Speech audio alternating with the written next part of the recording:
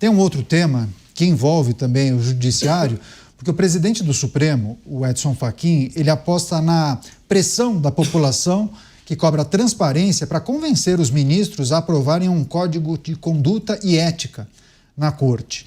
O magistrado teria se inspirado no modelo alemão, que privilegia a divulgação de dados ao invés de códigos europeus que dão ênfase às proibições, justamente para quebrar as resistências dos colegas.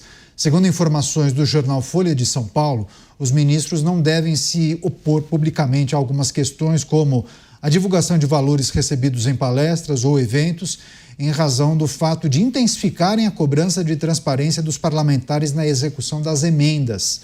Ainda assim, a ideia de um código de conduta provocou queixas e resistências de integrantes do Supremo, que viram a medida como uma exposição desnecessária dos ministros em um momento de reação do Congresso contra o Judiciário. Você, Roberto Mota, a aposta do presidente do Supremo, ele entende que a pressão popular, a pressão externa pelo Código de Conduta pode ajudar os ministros a entenderem que esse é o caminho, que não dá para brigar contra a implementação desse código. Eu vejo isso com estranhamento, Caniato, porque um tribunal, ainda mais um tribunal que está no nível mais alto, o Tribunal Constitucional, não deveria se guiar movido por pressões externas ou pela opinião pública. Os tribunais têm que fazer o que é certo, o que está previsto na lei e na Constituição. Eu acho que por trás dessa questão tem um problema essencial, que eu vou resumir da seguinte forma. Alguns ocupantes de cargos no Estado desempenham funções que são tão importantes, tão críticas, que eles não deveriam ter nenhuma outra ocupação remunerada. E aí é preciso pensar se essa afirmação que eu fiz faz ou não faz sentido para as pessoas. E a imagem que me vem à cabeça é a seguinte: imagina que eu sou um alto funcionário do governo, federal, estadual, municipal, e eu sou encarregado de fiscalizar, de fazer a fiscalização sanitária de bares e restaurantes. Sou eu que digo se o restaurante pode abrir, fechar, se está tudo certo. Será que eu posso ser remunerado por palestras que eu dou para eventos patrocinados por bares e restaurantes? Ou será que eu, aceitando isso, eu dou a impressão de que eu posso ser influenciado? De que aquele bar que me contratou para dar uma palestra no evento dele, ele tem menos probabilidade de receber uma fiscalização. E a mesma coisa vale para os meus parentes próximos, né? Será que o meu filho pode ter uma empresa especializada em ajudar bares e restaurantes a sobreviverem à fiscalização, se eu sou o chefe da fiscalização? De novo, se contratarem o meu filho, isso pode ser uma forma indireta de tentar influenciar a minha opinião. Eu acho que essa é a pergunta essencial. Qual é o problema de responder essa pergunta? Agora, ficar falando de código de ética, a gente precisa falar da ética. Você, Bruno Musa, as discussões em torno desse código de conduta, de ética, a aposta do presidente do Supremo que a pressão popular poderia ajudar os ministros a entenderem que esse é o caminho. Eu comentei no dia que saiu isso lá no 3 em 1 e eu vou muito na linha do que o Mota falou. Se nós precisamos ter um código de conduta para dizer o que é ético e um comportamento óbvio e normal, é porque nós já não somos éticos e não temos civilidade alguma. Isso significa que determinadas regras elas estão implícitas, Caniato. Implícita aos exemplos, por exemplo, aos exemplos que o Mota deu. São óbvios. Ou, quando vocês me chamam aqui ao programa, tem determinadas regras de conduta que não precisa ter uma placa na parede escrita. Se você vai à minha casa, também tem determinadas regras implícitas, ou eu na tua, que não tem por que ter uma placa escrita. Isso faz parte de uma boa convivência, de um respeito e de uma ética. Se determinados setores da economia ou instituições políticas precisam do óbvio para se comportar como éticos, significa que, primeiro, não são éticos, portanto, ao não ser ético, tentarão de todas as formas burlar a própria regra e código de conduta para que continue tendo os incentivos perversos para eles se privilegiarem desse tipo de coisa. Ministros não devem pegar microfones e atuar em palanque. Eles devem se comportar e atuar dentro dos autos. Isso é bastante óbvio. Ministros ou qualquer tipo de juiz não devem estar envolvidos no processo que eles julgam. Não deve ter familiares, amigos próximos envolvidos nos casos que eles julgam, porque isso é uma condição humana. Você se deixa envolver, há interesses claros. Portanto, me parece que ao desenvolver um código de conduta, nós teríamos que, no fundo, conversar sobre a conduta que a sociedade brasileira quer. E vale lembrar, o Estado, que nada mais é do que o conjunto de burocratas com nome e CPF, porque um ente abstrato fica muito difícil de você culpar. Cada instituição é formada por nome e CPF. Se essas pessoas não atuam com ética e moralidade, é porque, em grande parte, a sociedade também não cobra e permite que isso aconteça. Você, delegado Palumbo, o que pensa sobre a criação desse código de conduta para os integrantes da Justiça, principalmente da Suprema Corte Brasileira, e essa aposta do presidente do Supremo, que a pressão popular irá ajudar os ministros a entenderem, porque no primeiro momento eles não gostaram dessa ideia. Entendiam que a sugestão, inclusive, acabava expondo os ministros que, por vezes, acabam participando de eventos e muitas vezes são remunerados, inclusive, né? Eu vou na mesma linha de pensamento do Mota e do Bruno. Acho que tem coisas que a gente não precisa escrever. Aliás, já está. Para quem é formado em direito, sabe que o juiz tem uma série de regras a ser seguida, como, por exemplo, não ficar dando entrevistas sobre casos que eles irão julgar. Isso é evidente. Tem um advogado de uma parte, tem um advogado do outro. Se for um processo criminal, tem um promotor de um lado ouvindo essa entrevista, vendo essa entrevista, tem um advogado do outro lado. Se declarar suspeito quanto for parente de uma das partes, ou tiver envolvido, for testemunha, for vítima, são coisas que já estão previstas, né? Mas o Fachin, ele foi corajoso, acabou arrumando aí uma desavença entre os seus próprios pares, mas é o que clama a sociedade. Talvez isso tende até a melhorar um pouco aí a imagem do Poder Judiciário, porque não é só no STF, isso aí vai descer. Se esse código de conduta for realmente aprovado, isso vai valer também para o juiz de primeiro grau, vai valer para o juiz de primeira instância. É evidente que isso, depois para o Tribunal de Justiça, para o STJ, até chegar no Supremo. E eu não vejo problema nenhum. É aquilo que eu aprendi com a minha mãe em Ribeirão Preto. Quem não deve, não teme. Qual é o problema de ter um código de conduta? Vai fazer mal para alguém? Não, não vai fazer mal para alguém. A transparência, você se pautar na ética, nos bons costumes, como disse o Bruno, não precisa estar escrito isso. Eu sei que eu não posso chegar na casa de uma visita e tirar a camisa. Isso eu aprendi de berço, né? Então eu vejo como uma atitude corajosa, no momento que o Poder Judiciário como um todo não é visto pela sociedade com bons olhos, e isso tende, inclusive, a aumentar aí a credibilidade do Poder Judiciário, bem como aí como ele é visto aí perante a sociedade, Caniato. Ora, Mota, você, no seu comentário anterior, falava sobre uma certa dúvida sobre essa proposta, né? Agora, para tentar consertar aquilo que está errado ou aquilo que está sujo, lembrando daquele exemplo que você deu há um tempo da casa suja, que para você limpar a casa você tem que começar por algum lugar, né? Você tem que começar retirando as coisas que estão sujas, jogadas, fora do lugar.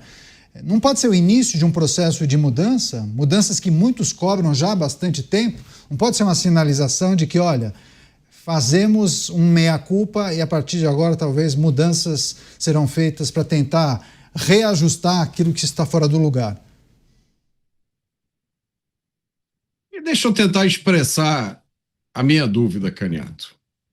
É a seguinte, você imagina que você propõe a criação de um código para engenheiros, em que os engenheiros se comprometem a partir de agora a respeitar as regras da aritmética. 2 e 2 são 4. E você vai ficar espantado, né? Você vai dizer, mas espera aí, a base da engenharia é a matemática. Não precisa você exigir que os engenheiros respeitem a matemática, porque sem matemática não há engenharia. Então, eu, como leigo, isso aqui é a minha opinião como leigo, como cidadão, qual é a coisa mais essencial que nós esperamos de magistrados? Ética, não é isso? Respeito pela lei, mas, acima de tudo, ética. Como é que você pode ter magistrados que não são éticos?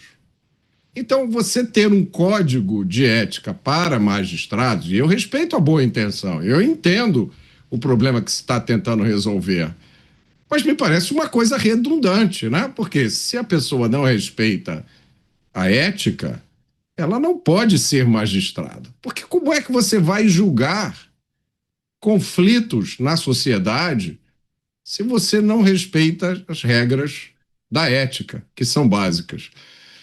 E aí eu fico com medo que a gente, em vez de endereçar o coração do problema, Caniato, a gente cria uma solução que não resolve nada, porque ela não vai naquela questão central que eu mencionei no meu comentário anterior, né? E eu sei que isso não afeta só magistrados. Eu sei que há outros cargos no Estado de grande responsabilidade em que o ocupante do cargo também pode usufruir de rendas com ocupações que não tem nada a ver com o Estado e que podem representar conflitos. E olha, a gente está falando de oposições no Estado brasileiro que são têm as melhores remunerações, né? Eu sei que muitos ocupantes dos cargos acham que é insuficiente. De vez em quando aqui a gente dá uma notícia, né, de algum desses ocupantes desses cargos que reclamou que o salário não dá para nada. Mas, enfim. Então, eu acho que essa é a questão da qual a gente não pode fugir. Senão, o que vai acontecer? O que pode acontecer? A gente aprova um código de ética. Maravilha. E aí acontecem outros problemas. O que você vai fazer? Qual vai ser o mecanismo para que a sociedade ou o Estado cobre o cumprimento desse código de ética? Me despeço de parte da rede, que ficará agora com a sua programação local. Mas nós seguimos aqui trazendo as informações, os debates, as reflexões. Vou passar mais uma vez para o Bruno Musa essa análise sobre a criação de um código de ética que seria aplicado aos integrantes da Suprema Corte. Há questões que são debatidas já há bastante tempo em relação a conflito de interesses, né, Bruno Musa? Você não acha que pode ser o início de um processo de mudança, ou quando se trata de elaboração de um código de ética para figuras que tratam de questões tão sensíveis, isso já apontaria um problema assim, incorrigível praticamente? Infelizmente, estou com a segunda opção. Não é que eu seja contra, como o Palumbo falou, olha, um código de ética ou algo do tipo. Na nossa casa, por exemplo, na minha casa, eu, minha mulher e meus filhos, nós estamos desenhando um estatuto com regras, princípios, valores, princípios, virtudes. Tudo isso são importantes para o bom convívio familiar e para a criação dos nossos filhos, que são muito pequenos. São regras. Então, eu não sou contra regras. As regras existem. Sou muito a favor de regras privadas ainda, mas elas existem, como existem aqui nessa sala que nós estamos juntos, Caniato. Como existem lá fora, como existem todas elas. O grande problema é que eu, infelizmente, não acredito que para pessoas que não agem dessa forma ao longo da sua vida, um mero e simples contrato mudará suas atitudes, principalmente quando você está na fase final da sua vida. Tem um livro, na fase final eu digo sob o ponto de vista da vida humana mesmo, né? Tem um livro que divide a vida do ser humano em 4, 0 ao 20, 20 ao 40, 40 ao 60, 60 ao 80. A fase 60 ao 80 já é a fase de mais, onde você produz menos do que na fase anterior, justamente por ser, digamos, aos seus 20 anos, digamos, já de descanso, etc. e tal.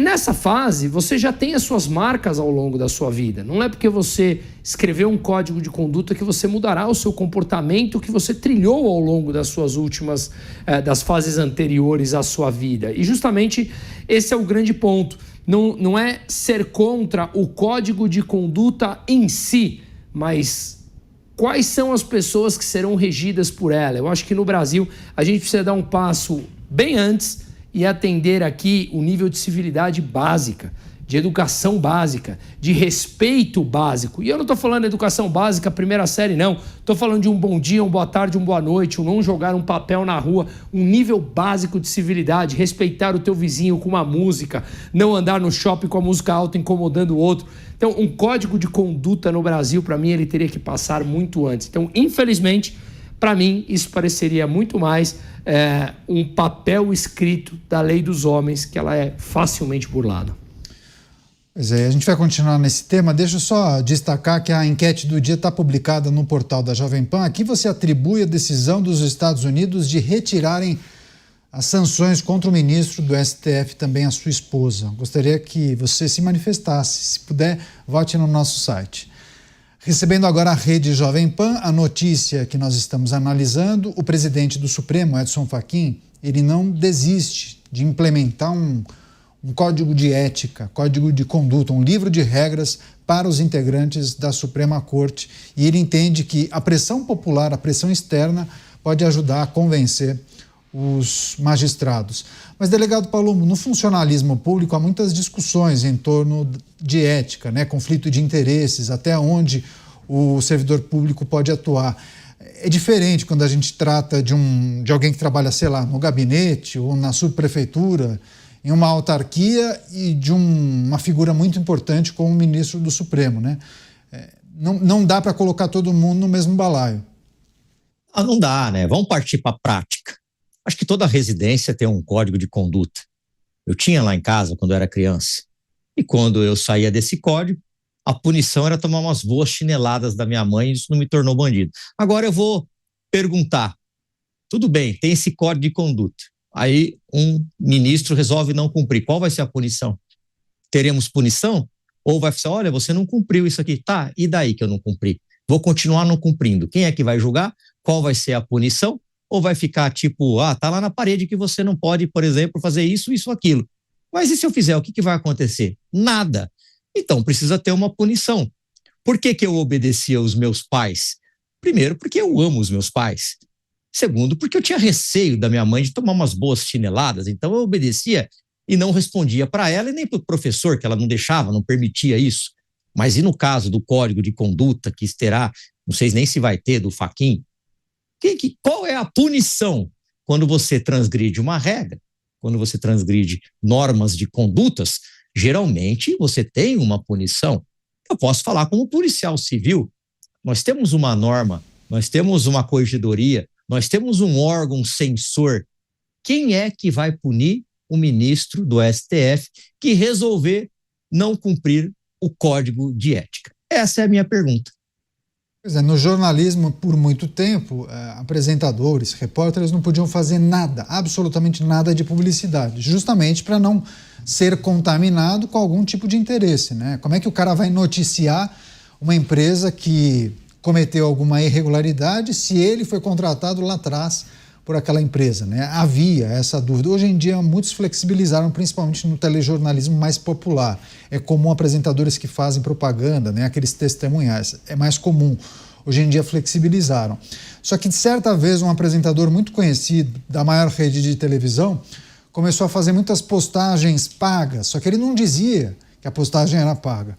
E disseram à época que ele pagou toda a festa de casamento, uma festa de casamento caríssima, com essas permutas, né, que a gente chama nesses posts na rede social dele. O que a emissora fez? Proibiu. Não era código de ética, não. Proibiu. O apresentador não pode mais fazer postagem nenhuma de empresa.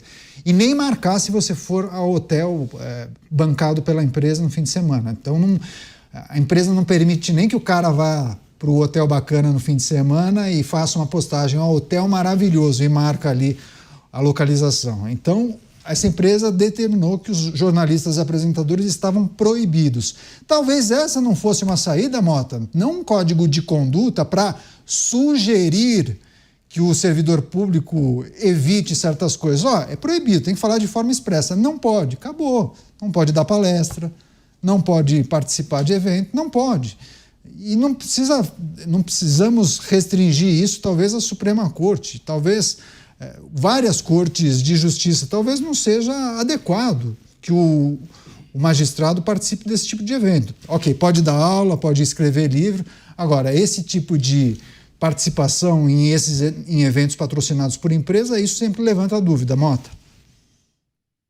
Tem um ditado, eu não me lembro exatamente qual é a frase certa, mas ele diz mais ou menos assim: em um país onde as pessoas não respeitam a lei, não adianta ter leis. Num país onde as pessoas respeitam as leis, você não precisa de leis. Né? Mais ou menos assim. Uma vez, Caneta, eu trabalhava como gerente de tecnologia de uma operadora telefônica. E aí um dia fui procurado por um dos fornecedores que prestava o serviço para a gente.